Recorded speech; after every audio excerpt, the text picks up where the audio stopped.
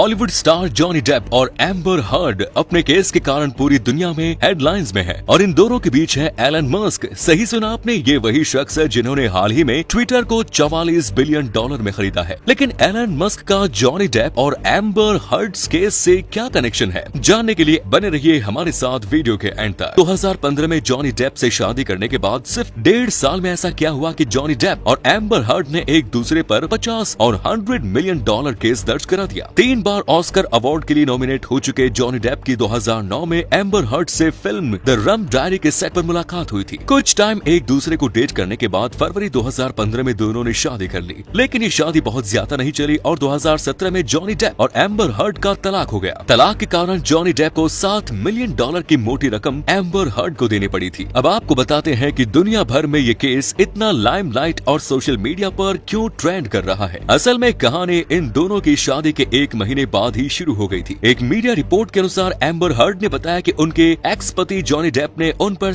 Violence करने के अलावा उन्हें धमकाया था कि वो टूटी हुई बोतल से उनका चेहरा बिगाड़ देंगे। एम्बर हर्ड के अनुसार ये सब उनकी शादी के सिर्फ 1 महीने बाद की है। एम्बर हर्ड ने कोर्ट में अपने बयान देते हुए कहा कि ये घटनाएं मार्च 2015 में ऑस्ट्रेलिया में हुई थी, जब जॉनी डेप अपनी famous series pirates of the Caribbean की 5वीं फिल्म की शूटिंग कर रहे थे। एम्बर हर्ड ने जॉनी डेप पर यह भी आरोप लगाया कि जॉनी डेप ने उनके ऊपर बोतल फेंक कर उन्हें चोट पहुँचाने की भी कोशिश की थी। इतना ही नहीं, जब अगली सुबह वो बेडरूम से नीचे आई तो उन्होंने देखा जॉनी ने अपने खून से सनी उंगली से घर की दीवारों, आईनों, लैंपशेड और फर्श पर कुछ मैसेज लिखे हुए थे। एम्बर ने जॉनी डेप पर आरोप लगाया कि उन्होंने एयरप्लेन में भी उनके साथ हिंसा की थी। उन्होंने बताया कि जॉनी ने मेरे ऊपर ये आरोप लगाया कि उनका अफेयर फिल्म द एडरियन डायरीज के को स्टार जेम्स फ्रैंको के साथ चल रहा है। इसके बाद उन्होंने एम्बर को थप्पड़ मारे और लाते भी मारी। इसके बाद एम्बर हर्ड ने साल 2018 में अखबार द वॉशिंगटन पोस्ट में एक आर्टिकल लिखा। हालांकि इस आर्टिकल में जॉनी का नाम नहीं था, लेकिन इस आर्टिकल में एम्बर हर्ड ने उनके खिलाफ घरेलू हिंसा और अब्यूज के बेबुनियाद आरोप लगाए थे। अब सब लोग ये जानते हैं कि एम्बर हर्ड का केस जॉनी डेप के साथ चल रहा है, तो ये सबके लिए कॉमन सेंस वाली बात हुई कि आरोप इनडायरेक्टली जॉनी डेप पर ही लगाए जा रहे हैं। इन आरोपों के कारण जॉनी डेप की न केवल इमेज खराब हुई, बल्कि उन्हें कई फिल्मों से निकाल भी दिया गया। जॉनी डेप ने इन आरोपों के बाद एम्बर हर्ड के खिलाफ $50 मिलियन का मानहानि का दावा किया। इसके जवाब में एम्बर हर्ड ने भी अपने साथ घरेलू हिंसा और इमेज खराब करने के लिए जॉनी डेप के खिलाफ $100 मिलियन का दावा ठोक दिया। और इन सब के बीच शुरू होती है एम्बर हर्ड और एलोन मस्क की लव स्टोरी। एम्बर हर्ड ने 2017 में एलोन मस्क को डेट करना शुरू किया। दोनों ने एक दूसरे के साथ ऑस्ट्रेलिया में एक फिल्म की शूटिंग के दौरान काफी लंबा समय बिताया। इस दौरान एम्बर हर्ड और एलोन मस्क के बीच जॉनी डेप और एम्बर हर्ड के केस को लेकर हुई चैट भी मीडिया में सामने आई, लेकिन वो सच थी या झूठी, इस पर अभी भी पर्दा गिरा हुआ है। एम्बर हर्ड और एलोन मस्क की लव स्टोरी भी ज्यादा दिन तक नहीं चल पाई और 1 साल बाद यानी 2018 में दोनों अलग हो गए। इसके अलावा एम्बर हर्ड 2016 में ब्रिटिश मॉडल कैरा डेलीविग्ना,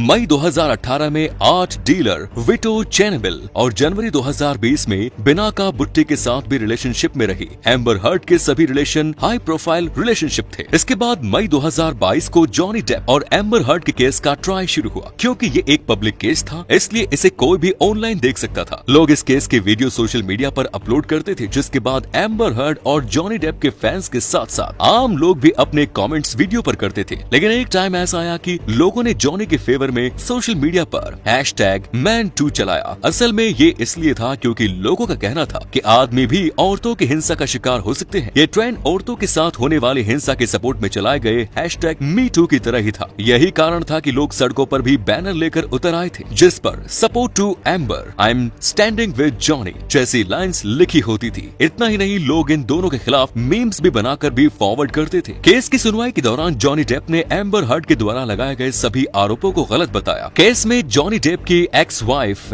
वेनिसा पैराडिस और विनोना राइडर ने भी गवाही देते हुए जज को बताया कि जॉनी डेप ने कभी भी उन दोनों के साथ इस तरह की मारपीट या सेक्सुअल वायलेंस नहीं की और न ही वो इतनी जल्दी गुस्सा होते हैं। इसके बाद भी द सन नाम के एक अखबार ने कोर्ट में ये कहा कि उन्होंने जॉनी को वाइफ बीटर नाम दिया है और इसके लिए उन्होंने कोर्ट में एक लंबी चौड़ी लिस्ट भी पेश की। हालांकि जब जॉनी ने इसके खिलाफ आवाज उठाई तो यूके के जज ने भी इसे सही ठहराया और कहा कि द सन अखबार ने कुछ गलत नहीं कहा है। लेकिन केस में उस वक्त बड़ा बदलाव आया जब जॉनी डेप और एम्बर हर्ड की एक पुरानी मैरिज काउंसलर्स ने कोर्ट में ये गवाही दी कि ये दोनों ही एक दूसरे के खिलाफ वायलेंस कर रहे थे। ये एक दूसरे के खिलाफ mutual abuse with escalating violence में पार्टिसिपेट कर रहे थे। इसके अलावा पुरानी एजेंट ने जॉनी को एंगर इश्यू होने की बात कही। वहीं दूसरी ओर एक फॉर्मर साइकोलॉजिस्ट डॉक्टर शैनन करी ने बताया कि एम्बर हर्ड को पर्सनालिटी डिसऑर्डर और हिस्ट्रियोनिक पर्सनालिटी डिसऑर्डर भी है, जिसकी वजह से ये अपने रोमांटिक पार्टनर के साथ वायलेंट हो जाती है और इस दौरान वो कुछ भी अपने पार्टनर पर फेंकना शुरू कर देती है। इस तरह के आरोप एक दूसरे पर लगते रहे, लेकिन इस केस में जीता कौन? पूरे केस पर अपना फैसला सुनाते हुए कोर्ट की जूरी ने कहा कि इन दोनों ने ही एक दूसरे के खिलाफ हिंसा की है। दोनों ने एक दूसरे के इमेज को खराब भी किया है, फिजिकल, सेक्सुअल और मेंटल टॉर्चर भी हुआ। इसलिए एम्बर हर्ड को इस डैमेज के लिए जॉनी डेप को $15 मिलियन देने होंगे, जबकि जॉनी डेप को एम्बर हर्ड को $2 मिलियन देने होंगे डिफेमेनेशन के लिए। कुल मिलाकर देखा जाए तो ये केस एक तरह से जॉनी के फेवर में रहा, लेकिन इसके बाद भी लोग अभी भी सोशल मीडिया पर अपनी राय दे रहे हैं। आपकी इस केस पर क्या राय है, कमेंट्स में जरूर दीजिए।